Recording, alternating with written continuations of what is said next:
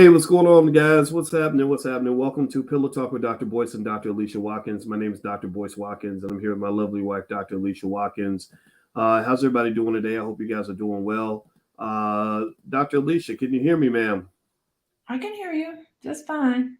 Okay, great, great. Because I know you're in the other office. She's pretty close to me, but we're actually doing the podcast from separate rooms today. And so I want to say hi to Jermaine and thankful and grateful to El Hodge and Elijah Cox. How you doing? Please, hit the thumbs up button and also shout out the city that you're from. Let us know what city you're coming from. And so I want to come in here and just hop in and ask everybody if you have heard about this interesting kind of back and forth that's happening with Irv Gotti, who's the CEO of Murder Inc., and Ashanti, who is a great singer, who still is a great singer, and who still looks great, for her age and everything else. Give me a yes in the chat if you kind of saw some of this, and then I'll explain why we're having this conversation, because I know some people would say, well, why are y'all talking about this? Well, let me ask my wife also, as Rico's checking in from Chicago and Troy's out of Charlotte. So, babe, have you followed any of this? Have you seen any of this stuff with Urban Ashanti? Yeah, I've been following it for quite some time now. And I don't know why I hadn't mentioned it to you before, but yeah, it's something I've been looking at. And yeah, you want to know what I think about it, or what do you want? You Well, let just me ask you this: let's start with the basics. What do you think about Ashanti? Like, what as far as an artist? Like, was she somebody that you really listened to a lot, yes, or come what? on, love Ashanti. Back in the late '90s, she had all those hits out, and she was a great singer and great performer. I Um, keep but on running back to you. I love it. And she had a songs. Who was that? The guy, the rapper she was collaborating with. What's his name? Was it What Ja? would I be without my baby? I'm about a baby. I'm Such a not a great lady. Every thug needs a lady, baby. Remember that? one. They made the best duo. I And I hated all those Ja Rule Ashanti songs, and they sounded alike.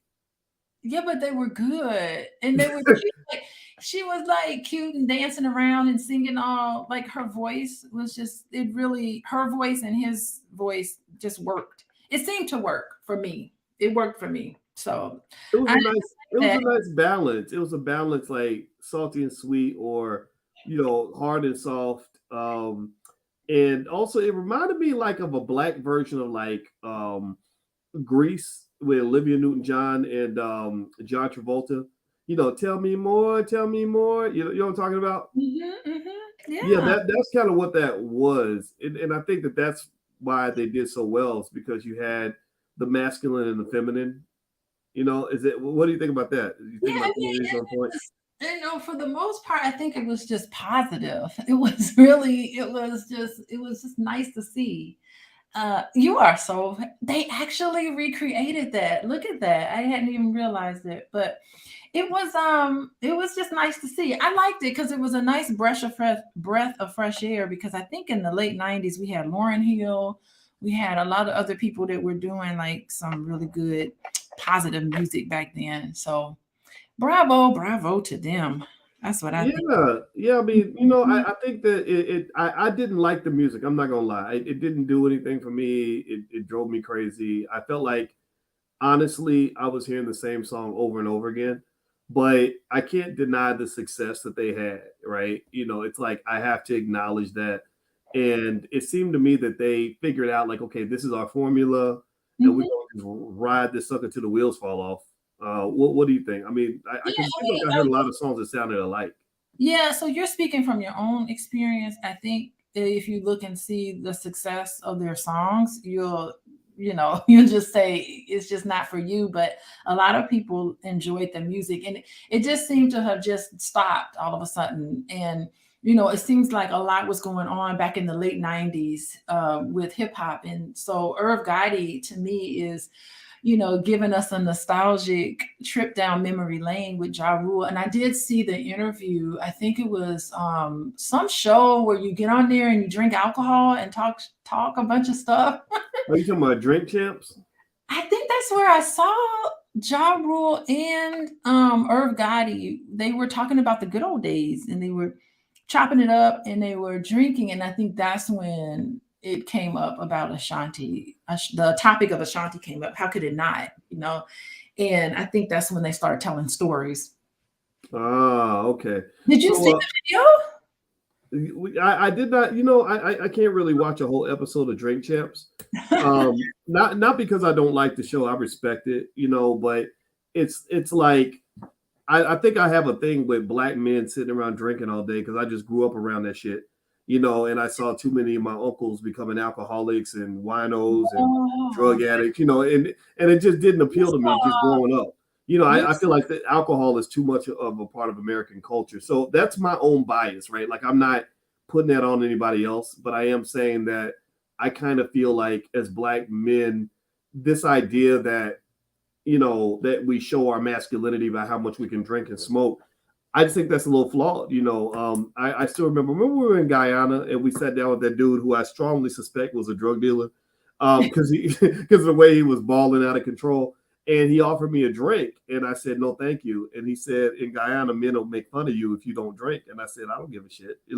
That to me made me that much clearer to say, no, I know I'm a man. I don't need you to confirm my manhood by getting me to put poison in my body that's going to make me unaware of my surroundings and put me into dangerous situations that could get me killed or arrested. Again, I'm getting triggered here, so I'm gonna stop talking about it. But I know too many black men who got drunk and got shot at the club, or who got drunk and high and killed somebody at the club, or got beat by a cop and murdered by a police officer because they was sitting there high and drunk all the time, just doing nothing. Like, so to me, alcohol just so I don't hate Drink Champs, right? I respect the people that run the show. But I think the idea of sort of sitting around drinking and talking shit, I've seen it, but it doesn't come off to me as like the most productive use of our energy as men. So I'm gonna stop my preaching with that, and I don't want to offend anybody, but that's honestly how I feel, and I'm standing by that.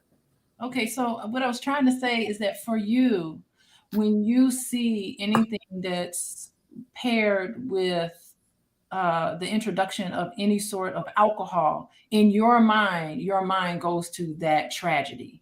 In your mind, you associate a drink with all of these awful things happening with Black men, and so that's really insightful that you know that about yourself. But for other people, alcohol represents a range of things, and so I think just be clear that allow other people to be able to have a different interpretation with alcohol. They could say, if you have one drink, or if you drink responsibly, or if you drink in a setting that is it is responsible, that other people can have a different association with alcohol. So that was your association, that was what you saw, and I'm glad that you are self-disclosing that, so I appreciate that. But just know that that's your sort of view on things, and that there's other views that's just as good and just as valid as yours. That's all I wanted to. Oh, absolutely. I don't. No. Let's just be 100% clear. I ain't never. I'm not the guy that's going to wag my finger at people that are drinking.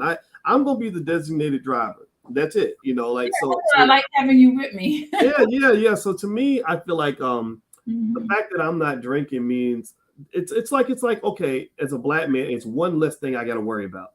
Like there's so many other vices you can get caught up in. Like I've noticed the 4 things that tend to bring a black man down, in my experience, are being overcommitted to things related to sex, drugs, alcohol, and gambling. Right. And if you do any of those things out of moderation, you become an addict. And for example, when you hear about Allen Iverson, getting drunk and going to the casino and blowing $100 million, or or you hear about somebody that's that where they've gotten involved with too many women and they got 18 babies, mamas, and all kinds of financial problems. Like, so in my view, it's not a matter of saying like I want to pretend to be pious and pure and perfect. It's a matter of being aware and alert, and being a leader and not a follower, right? So, to me, alcohol always tasted nasty.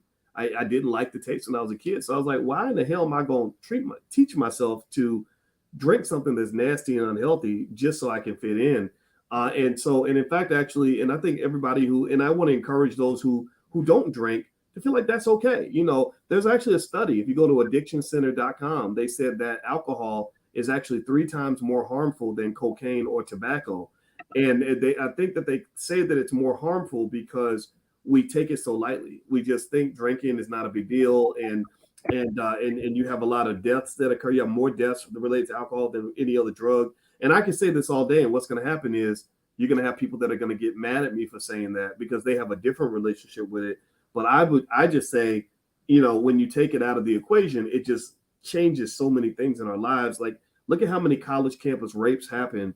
I think 90-something% of all the sexual assaults that occur when there's alcohol around, because the boys are not thinking logically and the girls are in vulnerable situations. Next thing you know, there's an unfortunate incident, and you got to sort through that. And sometimes somebody gets victimized out of it. So my general idea is like, hey, if I could just cut this out, it's almost like not eating sugar. Like sugar, eating sugar doesn't make you a bad person, because I eat plenty of it. But if I cut sugar out, I'd probably live longer and I'd be a much healthier person.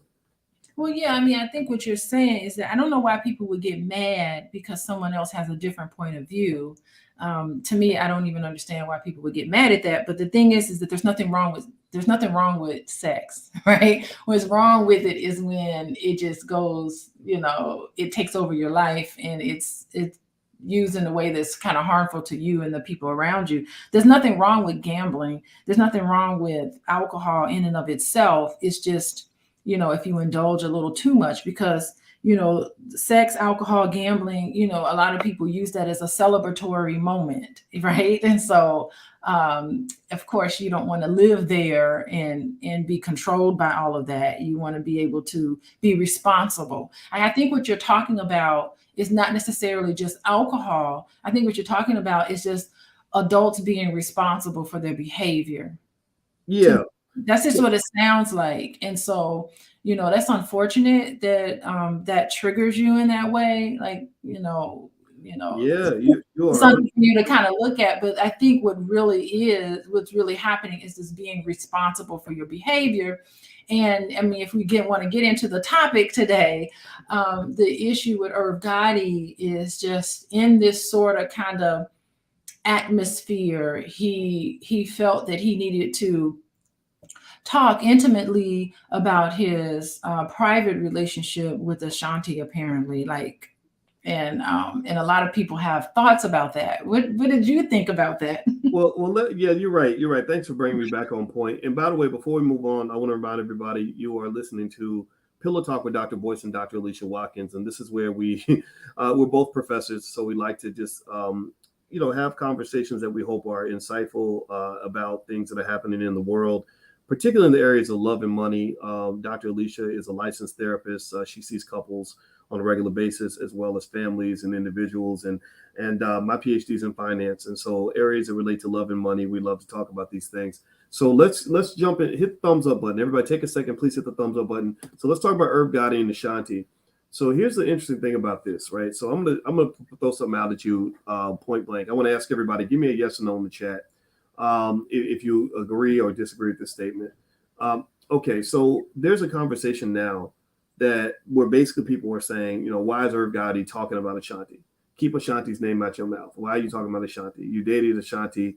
I guess they dated 20 years ago. And he's been telling a lot of stories. Every interview is Ashanti, Ashanti, Ashanti.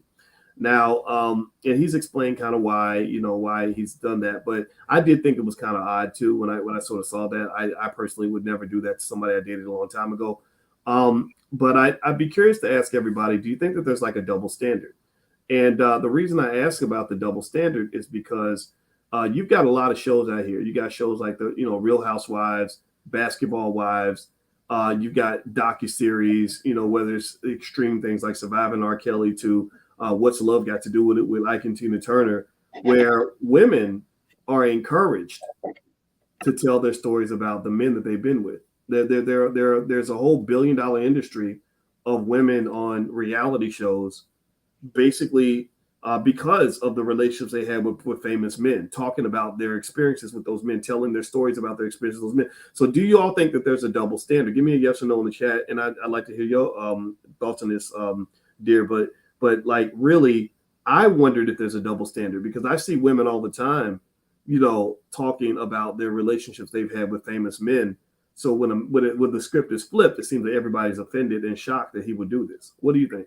Well, I mean, the thing is that Ashanti's not upset about it. I mean, people have asked her. They said, "What do you think about Irv Gotti talking about your relationship?"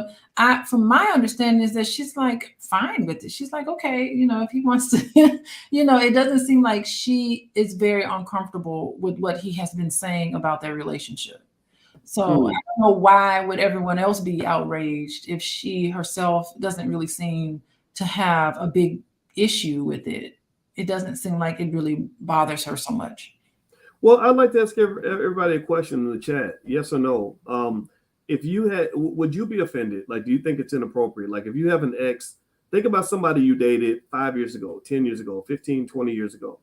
And imagine that they were doing lots of interviews and all they did was talk about you and tell stories about you and your relationship and the first time y'all had sex and what the first date was like and everything else. How yes or no, would you feel like that was okay? Yes or no, that would not be cool.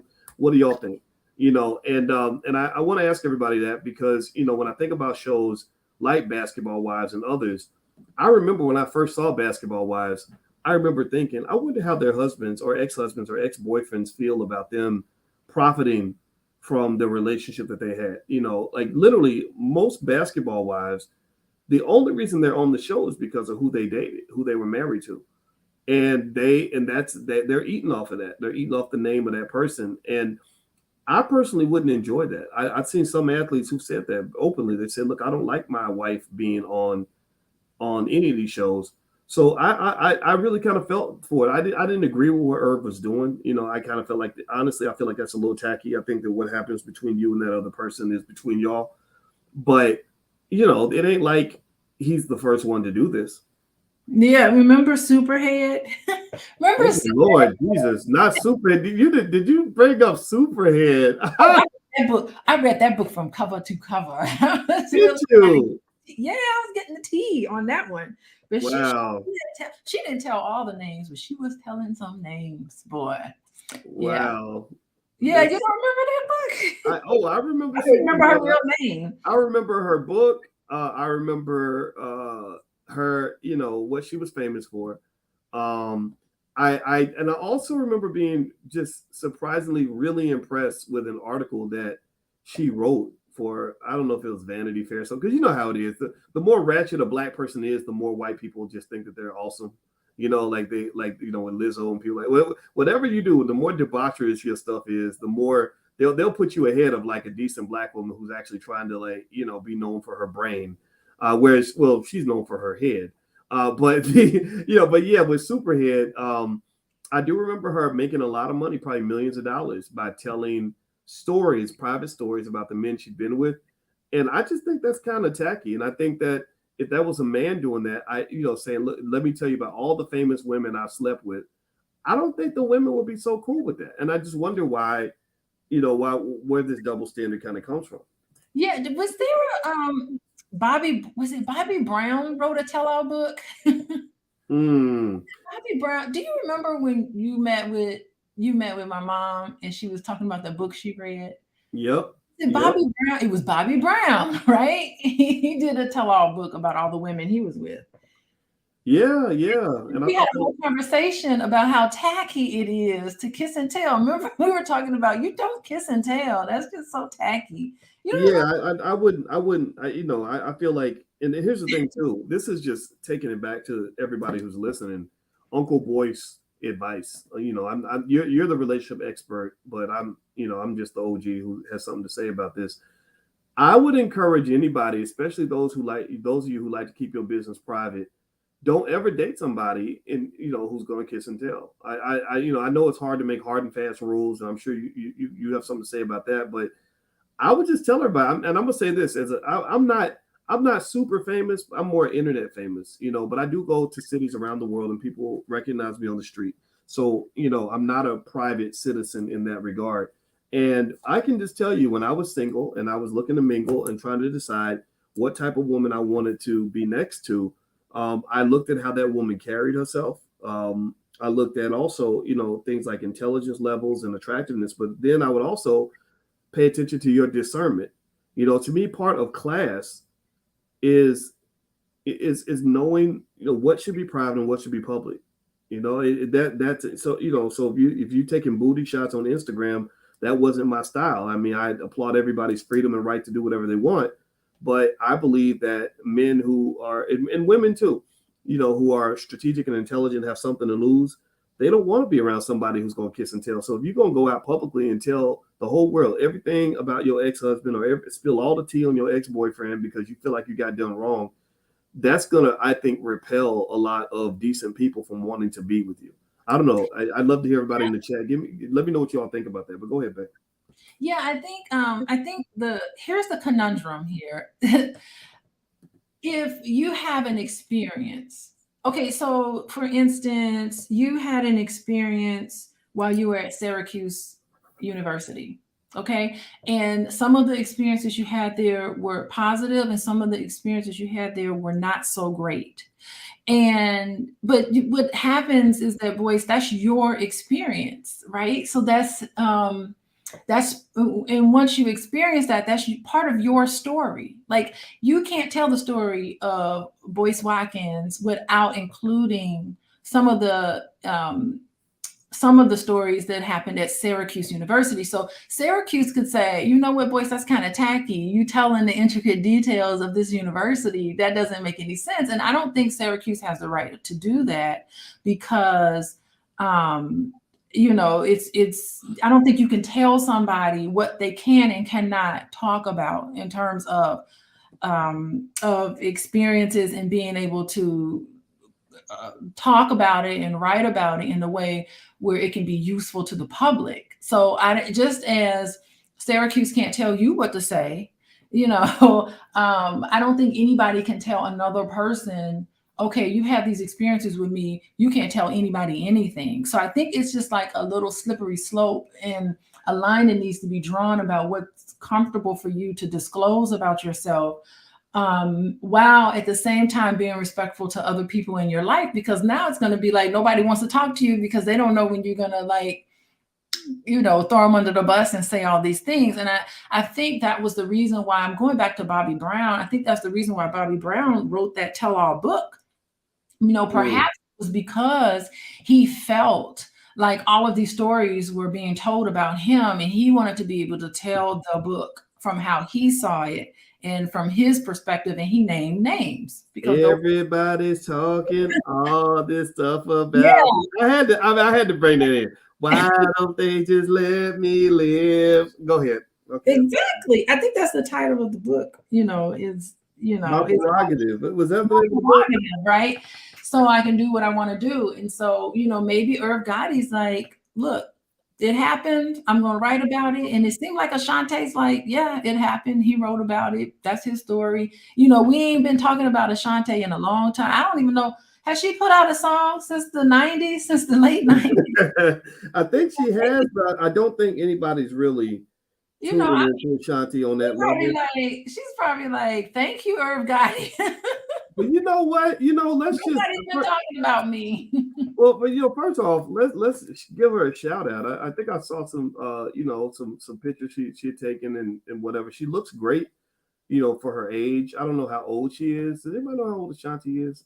Put it in the chat if you know how old Ashanti is. But I think that just as a moment of just reflection, I think that I'm really happy when artists, talented Black people from the 90s and the early 2000s get their careers resurrected. Now, let's see, she was born in 1980. What was that make her 42 years old now?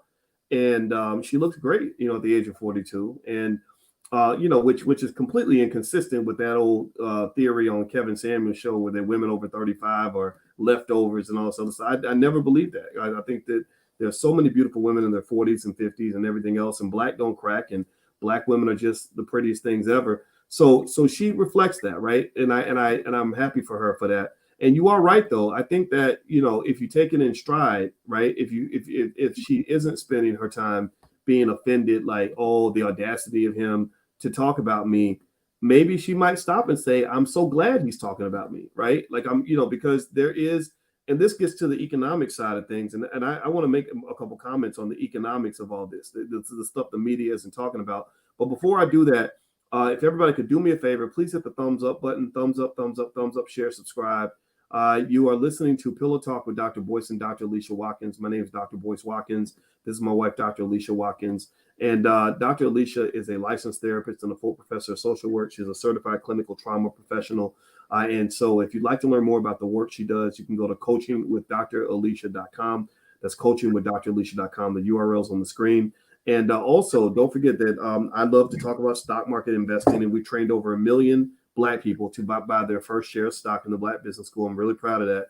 And we're going to do an event tomorrow, Tuesday, if you're around, Tuesday, August 30th at 8 p.m. called Stock Market Decoded. And it's a great event for those of you that are trying to really get better at investing, that really want to be prepared and certified to actually train your loved ones on investing.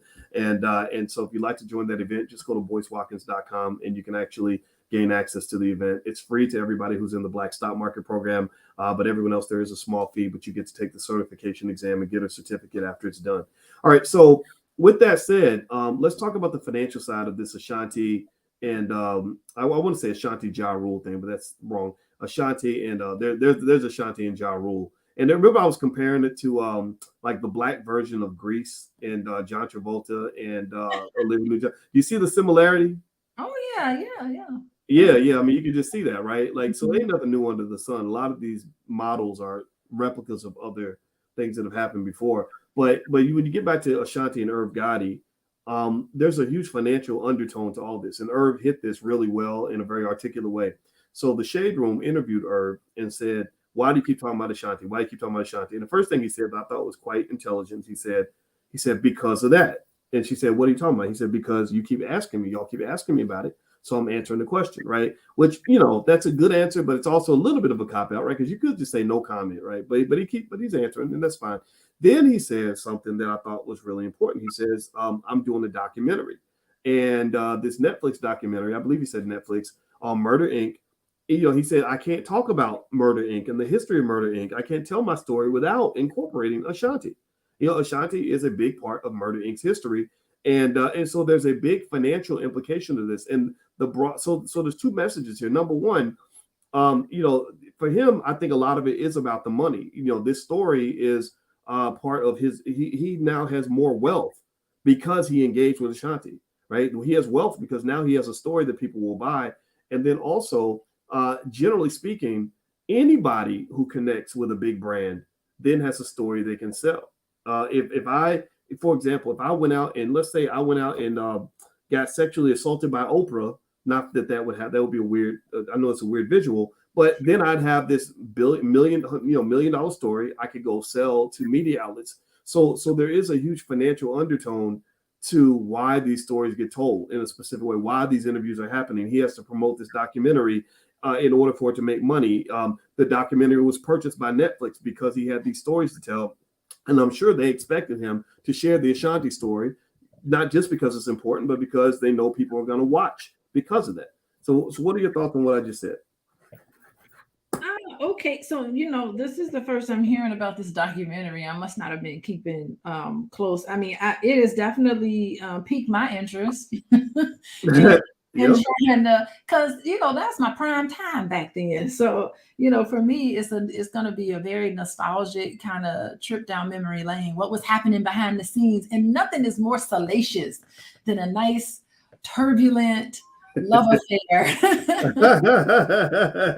Arguing over money and arguing over songs and trying to promote your career. I mean, she was on top. What happened to her? Why didn't we hear more music from her? I wanted to see her more than I actually did. And I have that question about a lot of artists, actually. Really good artists that I'm all excited about. They come out with these awesome songs and they have a lot of promotion behind them. And then all of a sudden it's gone. You don't see them anymore. And I don't know what she's been. It's really nice that she's been I think it's really nice that I think she's been still out touring and singing the songs from from back in the day. And I think that's good for her career. So she's still bookable in smaller venues. But why hasn't she made it? As far as I'm concerned, she's just as talented as Beyonce. Why hasn't she made it to the Beyonce status? What happened? How did she fall? What was a good. I mean, that's a question people don't ask a lot, but a lot of people don't know in these industries, favoritism is huge. What You she know, messed up. She made a mistake along the way. Something happened in her career where she didn't get to. I mean, if she and Irv Gotti had gotten married, they could have been like the equivalent to Beyonce and Jay-Z. We don't know, but well, something happened. kind of, but not really, because he I'm wasn't gonna a be rapper. He tuning in. wasn't a rapper, but I get what you. I I guess see. he's not a I rapper. see him like Dame Dash and Aaliyah. That's what I see. Yeah, yeah. Yeah, I see them. You know, because Dame Dash was, you know, he was outspoken enough to be public, but he was behind the scenes enough to be more of in that, you know, I guess music industry executive kind of category. So he was kind of like a blend, and I think that they were. I think a lot of those guys I feel were kind of emulating the Puffy model. You know, that's except Puffy actually would get on your record, right, and get on stage with you, but he wasn't like sort of the quiet guy that sat behind the scenes. So it's like this interesting blend. And I can say, you know, Dame, I've known Dame for a few years, and I can say, and I don't think Dame will mind me sharing this, but he's still, you know, he's still affected by what happened with Aaliyah. You know, it was such a tragic story, and she was so talented. And if you really compare the two, Aaliyah and Ashanti were very similar in terms of their career trajectories at the time. Yeah. I mean, I'm even thinking about who else came out around that time. I'm thinking about Sierra, right? Sierra, did she come out about that time? I think she did. Yeah, yeah, I think Yeah, she I did. mean, look at Sierra. I don't know what kind of music she's making. She Well, did a she's making that billionaire music now because I mean her and Russell Wilson they're gonna hit billionaire status at some point. I think his last contract, what was his last contract for like almost $500 million or something crazy? Oh my goodness. All right. Yeah, so Sierra's moved into a whole different tax bracket. She's not in that entertainment level, you know, income level anymore. She's not scrapping to, you know, do shows, extra 50 grand. Like she's really like they're like corporate now. Like they can go buy, you know, $100 million companies. You know, and I really like that actually. I like seeing them graduate to that space of true wealth. You know, you're not hustling for your dollars anymore. You're making money without working, and so I'm really happy for Sierra. And what I really think people should consider is that it was very intelligent and strategic. For whatever reason, she married Russell. I mean, she probably did. You know, she probably did marry him. You know, a little bit for the money. I mean, the money's hard to ignore, but either way, it was a strategic, intelligent move because she could have been in the gutter with Future. She could still be sitting around, you know, and be one of Future's 18 babies' mamas. But instead, she said, no, I want to be the wife of a man who is going to represent our family legacy in a way that is very powerful. Yeah, And but so, I think that Sierra, I mean, she could have just married Russell Wilson and gone to sleep. You know, I mean, from what wait, I see, what do you mean, marry Russell Wilson and gone to sleep? yeah, and just not have just been, she could have just gone away. But I think that she's done a good job still trying to, what I see when I see Sierra is that she's still putting out music. I don't know how successful it is, but she's still putting music out. She's still dancing. She's still doing her thing. It's like she hasn't stopped what she's doing on her own. So it's like she has her own sort of groove that she's in. And it doesn't seem like she's deviated much from, you know, her style. She kind of has that Janet Jackson sort of like new Janet Jackson style. I don't know why. Every time she sings a song and dances, she just reminds me of Janet Jackson. Like, Well, she's also one of those ageless wonders, you know. Like, I mean, if you mhm, think about mhm. her and we're talking about Ashanti and some of Yeah. the others from that era. I mean, they still look great. They're still very talented. They can still drop it to the flow, you know, like they can do all that stuff. The dancer. I don't think Ashanti's much of a dancer, but definitely Sierra, that's her area. She's a dancer. Yeah, yeah, and I really think that you know that Mhm. there's something that, you know, to the extent that we pay attention to entertainers, you know, we probably pay too much attention to them, to be honest with you, because I think to me the real celebrities in the Black community are the people that are listening to this podcast, the ones that are raising the kids and working hard and building a good future for your family. You know, not just the people that white people put on TV. But at the same time, though, when I look at Sierra, think about this, right? She could have went through door number one and been Future's one of Future's baby's mamas, you know, with a whole long list of problems, financial and otherwise. You know, but instead she went in this other direction where she chose legacy and damn near royalty. I mean, she's become royalty. And then That. she comes out with a song called Level Up, and I was like, woo. Yeah, level up, level Literally. up, level up. A great song, a great I song. love that song. Yeah. Oh, it's one of my favorite. It's literally I can't name any Sierra song other than Level Up. To be honest with you, because it's really that first little part, level up, level up, level up. And I'm like, We've yes, heard a lot of her songs. yes. And so I think the lesson really for anybody listening is like in your life, find your way to level up. Get around people that are gonna level you up. Everybody type level up in the chat. Like we're gonna level up. Like don't level down. I know people want you to stay on the floor, stay on the ground, and you just think who you think you are. Well, I'm gonna tell you who I think I am. I'm gonna level up and show you who I know I am. And because the other thing too is that when you think about her transition, okay, she had that time where she that probably dated some guys that she maybe regrets, but it's like okay, now I'm 30. Now my life choices have to evolve with the stage of my life that I'm in. And I want to point to another example. Look at Jay-Z. Jay-Z is leveled up. Jay-Z is a 53-year-old man who wears suits every day and is married to a great woman and runs corporations. He could be like that guy who's still thinking that it's 1992, wearing wife beaters and football jerseys, trying to keep up with 22-year-old rappers. Like he really could be doing that. He could really be trying to act like he's younger than what he actually is. And I don't think that that's a winning formula. When you get older, be proud of being older. Like stop acting like you 18. You're not 18 anymore. And you don't even want to be 18 no more. I think that there's a lot of class that comes with being like that sophisticated, intelligent, wise, wealthy 40, 45, 50-year-old man, a 50-year-old woman. And I think our community needs to see that as much as we see, some of these Peter Pan Negroes, who literally still think it's 1998. It ain't 98 no more. What are your thoughts? We all need to level up. Like how inspiring is this? All of us need to take some time and just level up. And really, I mean, that's in a lot of us have leveled up. I think even just like look at me and you boys. I mean, what if all of the women you dated before me, there was pictures, it was posted on the internet, and they were like, look at Boyce and this lady, look at Boyce and that lady, and I mean, how would you feel about explaining all of that?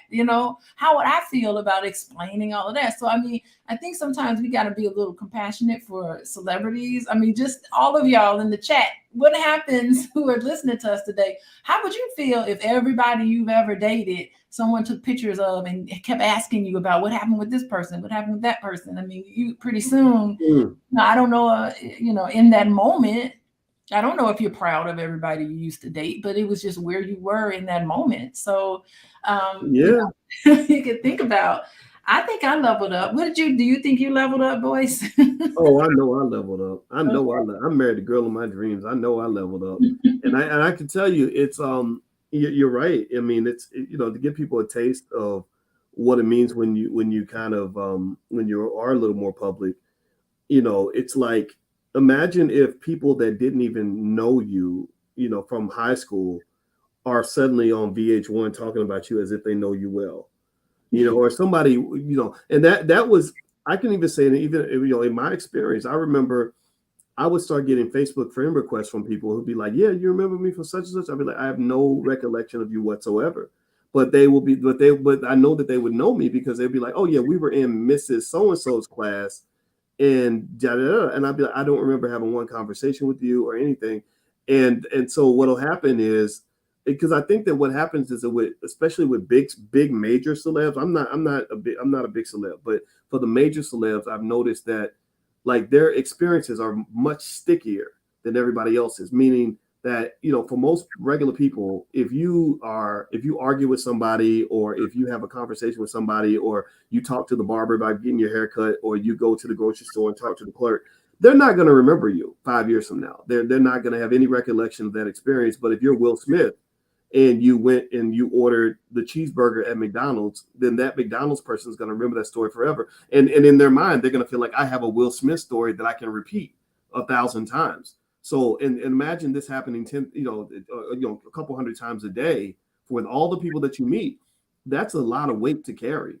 you know. And I think that's why also with some celebrities, you'll notice they go out of their way to be extra nice to everybody because they know that people are going to carry these stories for life. Yeah, you catch them at a low moment. People be taking pictures and recording you, and everybody can see you in your low moment. Yeah, here's why so and so's an asshole, and you might just be having a bad day. But yeah, that's the tough part. You really can't have a bad day. And I know that in the space where I am known, where people know me, it requires me to really be conscious of every little thing I do. You know, you were at the Power Networking conference where every single person we saw knew who I was. So that meant every conversation I had to think about what I was saying and how I said it. And my personal approach is I'm going to be super nice to every single person that supports me and as many people as I meet because I do want to leave a favorable impression. I do want you to feel better because we met. And but it gets draining. It's very, very draining, you know. So anyway, that's enough of that yapping. I want to say thank you all for hanging out with us today for today's Pillow Talk. My name is Dr. Boyce Watkins. This is my wife, Dr. Alicia Watkins. If you want a free e-copy of my book, Financial Lovemaking, you can go to boyceandalicia.com. And also, Alicia, she's building this database of Black singles around the country. If you want to join that database, you can join for free at boyceandalicia.com. And we'll also send you some free information on particularly areas related to love and money. And last but not least, if you'd like to see what Dr. Alicia does as a relationship therapist, coach, etc., you can go to coachingwithdralicia.com. That URL is on the screen. So I want to say thank you all very much for hanging out with us. If you could, please hit the thumbs up, share, subscribe button, all that good stuff. And I want to say thank you to my wife for joining me for an awesome conversation. Thank you, baby. You're welcome. All right. So everybody, please have a good day, and we will talk to you soon. Take care now. Peace.